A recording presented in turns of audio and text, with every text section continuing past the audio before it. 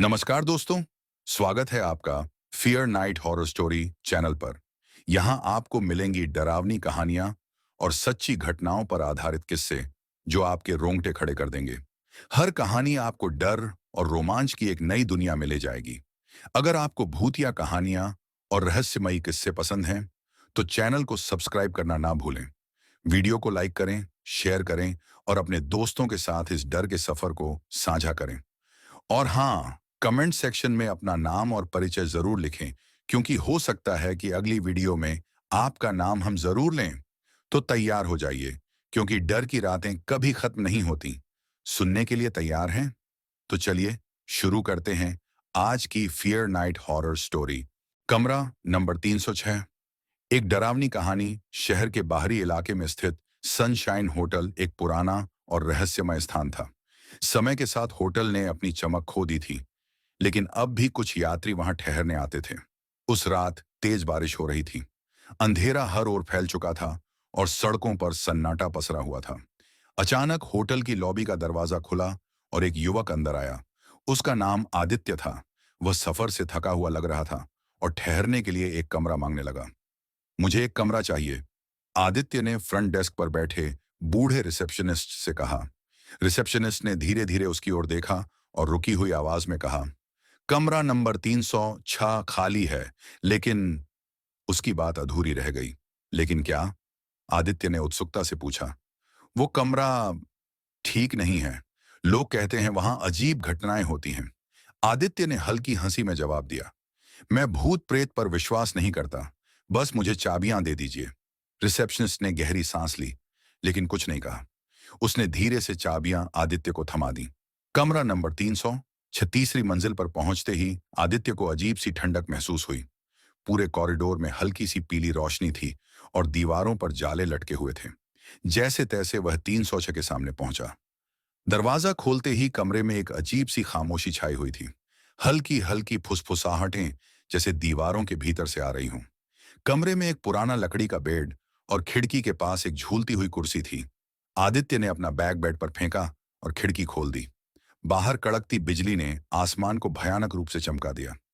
तभी अचानक कुर्सी बिना किसी हवा के धीरे धीरे झूलने लगी। आदित्य ने घबराकर इधर उधर देखा। उसके शरीर में सिहरन दौड़ गई। क्या यह सच में मेरी कल्पना थी, या फिर आदित्य ने तेजी से अपने सिर को झटका और खुद को समझाने की कोशिश की कि यह सब उसकी थकान का नतीजा है। यह सिर्फ हवा थी, या शायद मेरी आंखों का धोखा। लेकिन कमरे की अजीब सी खामोशी अब भी बरकरार थी। कुर्सी धीरे धीरे रुक गई, लेकिन आदित्य की बेचैनी कम नहीं हुई। वह अपने बैग से पानी की बोतल निकालने ही वाला था कि तभी थक थक थक दरवाजे पर किसी ने दस्तक दी।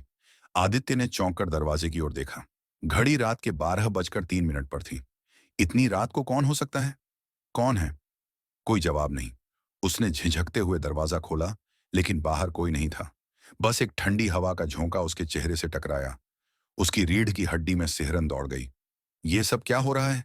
आदित्य ने खुद से कहा। वह जल्दी से दरवाजा बंद कर बिस्तर पर लेट गया, लेकिन नींद कोसों दूर थी। कमरे की दीवारों से अब भी धीमी धीमी फुसफुसाहटें आ रही थीं। उसने तकिए में सिर गड़ा लिया और सोने की कोशिश करने लगा। आदित्य को कब नींद आई, उसे पता ही नहीं चला।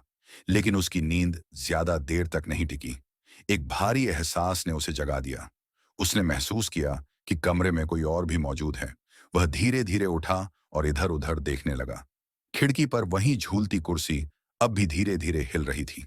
और फिर किसी ने उसका नाम पुकारा। आदित्य। आवाज धीमी, लेकिन बेहद ठंडी और डरावनी थी।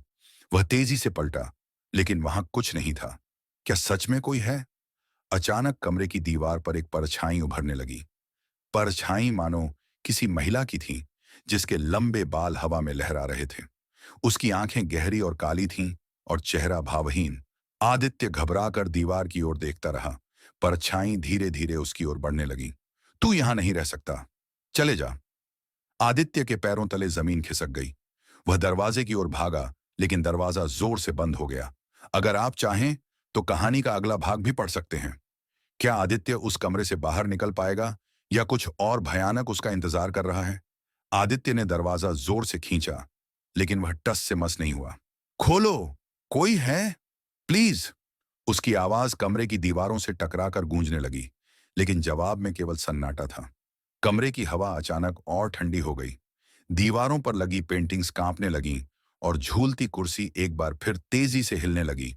तू यहां नहीं रह सकता। वही ठंडी आवाज एक बार फिर गूंज उठी। इस बार आवाज और भी करीब थी। आदित्य ने पीछे मुड़कर देखा। खिड़की के पास खड़ी एक काली परछाई, लंबे उलझे बाल, सफेद साड़ी और खाली डरावनी आंखें। आदित्य की सांसें थम गईं। उसने चाहा कि वह कुछ बोले, लेकिन उसका गला सूख गया था। परछाई धीरे धीरे उसकी ओर बढ़ने लगी। क्यों आया तू यहां? आदित्य ने पीछे हटते हुए कांपती आवाज में कहा। मैं मैं बस एक रात ठहरने आया था। मुझे नहीं पता था। परछाई ने एक भयानक हंसी हंसी। ये कमरा मेरा है, हमेशा से और हमेशा रहेगा। तभी दीवार पर लटकती घड़ी की सुइयां रुक गईं। समय 3:06 पर ठहर गया। आदित्य ने घड़ी को भयभीत नजरों से देखा। कमरे का रहस्य तभी दरवाजे के पीछे से जोर की आवाज आई। आदित्य, दरवाजा खोलो। यह होटल के रिसेप्शनिस्ट की आवाज थी। आदित्य ने हिम्मत जुटाकर दरवाजा खोला। जैसे ही दरवाजा खुला, कमरा अचानक सामान्य लगने लगा।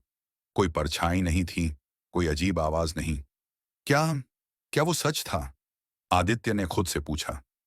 रिसेप्शनिस्ट ने चिंतित स्वर में कहा, मैंने कहा था ना, कमरा 306 ठीक नहीं है। 20 साल पहले यहां एक महिला ने आत्महत्या कर ली थी। उसके बाद जो भी यहां ठहरा, उसने अजीब घटनाओं का सामना किया। कुछ लोग तो पागल हो गए। आदित्य के चेहरे का रंग उड़ चुका था। लेकिन आपने मुझे यहां क्यों भेजा? रिसेप्शनिस्ट ने गहरी सांस ली। क्योंकि कभी कभी कुछ आत्माएं चाहती हैं कि उनकी कहानी सुनी जाए, और शायद अब उसकी आत्मा को शांति मिल गई हो। आदित्य ने बिना कुछ कहे अपना सामान समेटा और होटल छोड़ दिया। बाहर ताजी हवा ने उसे कुछ राहत दी, लेकिन उसकी आंखों में अब भी वो भयानक परछाई बसी हुई थी। आदित्य ने होटल से बाहर निकलने की ठानी, लेकिन उसके मन में अब भी सवालों का तूफान चल रहा था। क्या सच में आत्माएं होती हैं, या फिर यह सब उसका वहम था? पर जैसे ही वह होटल के मुख्य द्वार तक पहुंचा, रिसेप्शनिस्ट ने उसे रोक लिया। तुम जा सकते हो, लेकिन जानना चाहोगे कि असली कहानी क्या थी? आदित्य ठिठक गया। उसकी जिज्ञासा एक बार फिर हावी हो गई। उसने धीरे से सिर हिलाया। रिसेप्शनिस्ट ने गहरी सांस ली और कहना शुरू किया। 20 साल पहले कमरा नंबर 306 में एक नवविवाहित जोड़ा रुका था, नीला और रोहित। उनकी शादी को कुछ ही दिन हुए थे और वे हनीमून मनाने के लिए यहाँ आए थे। लेकिन किसी को नहीं पता था कि रोहित एक गहरे राज को छुपाए हुए था। शराब और गुस्से के नशे में एक रात उसने नीला को बुरी तरह पीटा। कमरे की दीवारों ने उसकी चीखें सुनी, लेकिन किसी ने कुछ नहीं किया। नीला ने बार बार मदद के लिए पुकारा, लेकिन होटल में कोई उसकी मदद के लिए नहीं आया। अगली सुबह होटल स्टाफ को नीला की लाश कमरे की छत से लटकती हुई मिली। उसकी आंखें खुली हुई थीं, जैसे वो आखिरी समय तक किसी को देख रही हो। कमरे का श्राप नीला की आत्मा को कभी शांति नहीं मिली। उसकी करुणा भरी चीखें अब भी कमरे की दीवारों में कैद हैं। कमरा 306 को तब से शापित माना जाता है। जो भी वहां ठहरता है, उसे वही दर्द महसूस होता है जो नीला ने सहा। आदित्य की आंखों में डर और दुख की लहरें उमड़ पड़ीं। तो क्या अब भी उसकी आत्मा वही है? रिसेप्शनिस्ट ने धीरे से कहा। शायद, लेकिन इस बार तुमने कुछ बदला है। उसकी कहानी सुनकर और उसका दर्द महसूस करके तुमने उसे मुक्त कर दिया। आदित्य ने बिना कुछ कहे होटल से बाहर कदम रखा। आसमान में बादल अब भी छाए थे, लेकिन हवा में एक अजीब सी शांति थी। कमरा नंबर 306 अब खाली था। पर क्या यह अंत था, या फिर किसी और यात्री के कदम उस कमरे की ओर बढ़ने वाले थे? क्योंकि कुछ कहानियां कभी खत्म नहीं होती। आदित्य ने होटल छोड़ दिया था, लेकिन उसके मन में अब भी कमरा नंबर 306 की छवि बसी हुई थी। वह भले ही शारीरिक रूप से वहां से निकल आया था, लेकिन मानसिक रूप से वह अब भी उसी कमरे में कैद महसूस कर रहा था। रातें बेचैनी में गुजरने लगी। हर बार जब वह अपनी आंखें बंद करता, उसे वही परछाई दिखाई देती। लंबे बालों वाली स्त्री, जिसका चेहरा पीड़ा से भरा था। आदित्य ने अपनी रोजमर्रा की जिंदगी में वापस लौटने की कोशिश की, लेकिन कुछ भी पहले जैसा नहीं रहा। उसकी रातें अब भी डरावने सपनों से भरी थीं। एक रात जब वह सोने की कोशिश कर रहा था, तभी उसे अपने कमरे में किसी की मौजूदगी का एहसास हुआ। आदित्य। वही ठंडी डरावनी आवाज। वह घबराकर उठ बैठा। अंधेरे कमरे में उसे कुछ नहीं दिखा, लेकिन हल्की फुसफुसाहटें अब भी गूंज रही थीं। अगली सुबह आदित्य ने तय किया कि अब वह इस डर से भागेगा नहीं, उसे सच का सामना करना होगा। वह वापस सनशाइन होटल पहुंचा। होटल वैसा ही दिख रहा था, पुराना, वीरान और रहस्यमय। रिसेप्शन पर वही बूढ़ा रिसेप्शनिस्ट बैठा था जिसने उसे पहले भी चेतावनी दी थी। तुम वापस आ गए? आदित्य ने गहरी सांस ली। हाँ, मैं जानना चाहता हूं, क्या सच में नीला की आत्मा को शांति मिल गई है? रिसेप्शनिस्ट ने कुछ देर सोचा, फिर धीरे से कहा, शायद नहीं। जब कोई आत्मा इतनी पीड़ा में होती है तो वह इतनी आसानी से मुक्त नहीं होती। आदित्य ने ठान लिया कि वह खुद उस कमरे में जाकर सच्चाई का सामना करेगा। वापसी कमरे में प्रवेश करते ही आदित्य को वही जानी पहचानी ठंडक महसूस हुई। कमरा अब भी वैसा ही था, झूलती कुर्सी, धूल भरी खिड़कियां और सन्नाटा। उसने एक मोमबत्ती जलाई और धीरे धीरे कमरे के बीचों बीच खड़ा हो गया। नीला, अगर तुम यहां हो तो मुझे बताओ कि तुम क्या चाहती हो। कुछ पल के लिए सब कुछ शांत रहा, लेकिन फिर खिड़कियां जोर जोर से पटकने लगीं। कमरे का तापमान और गिर गया। दीवार पर वही परछाई उभरी। उसकी आंखें अब भी दर्द से भरी थीं। इंसाफ। आवाज धीमी थी, लेकिन साफ। नीला अब भी इंसाफ चाहती थी। क्या आदित्य उसे इंसाफ दिला पाएगा? कमरा अब भी ठंडा था। मोमबत्ती की लौ तेजी से कांप रही थी, जैसे कोई अदृश्य शक्ति उसे छू रही हो। इंसाफ। नीला की आवाज दीवारों में गूंज रही थी। आदित्य ने ठान लिया था कि वह इस रहस्य से पर्दा उठाकर उसकी आत्मा को शांति देगा। अगली सुबह आदित्य ने होटल के पुराने रिकॉर्ड खंगाले। धूल भरी फाइलों के बीच उसे नीला और रोहित की जानकारी मिल गई, लेकिन एक बात ने उसे चौंका दिया। रोहित की मौत भी उसी होटल में हुई थी, नीला की आत्महत्या के कुछ ही दिन बाद। रिपोर्ट्स के मुताबिक रोहित ने कमरा नंबर 306 में खुद को फांसी लगा ली थी। आदित्य ने गहराई से छानबीन की तो उसे पता चला कि होटल के उस समय के मैनेजर ने नीला की चीखें सुनी थीं, लेकिन उसने पुलिस को खबर नहीं दी थी, क्योंकि होटल की बदनामी हो जाती। नीला की आत्मा इसलिए भटक रही थी, उसे इंसाफ नहीं मिला था। आदित्य ने पुलिस को सूचना दी और नए सिरे से केस की जांच शुरू हुई। होटल के पुराने मैनेजर को गिरफ्तार किया गया और सच्चाई सबके सामने आई। कमरा नंबर 306 को हमेशा के लिए बंद कर दिया गया। उस रात आदित्य ने महसूस किया जैसे कमरे की हवा अब हल्की हो गई थी। कोई परछाई नहीं थी, कोई फुसफुसाहट नहीं।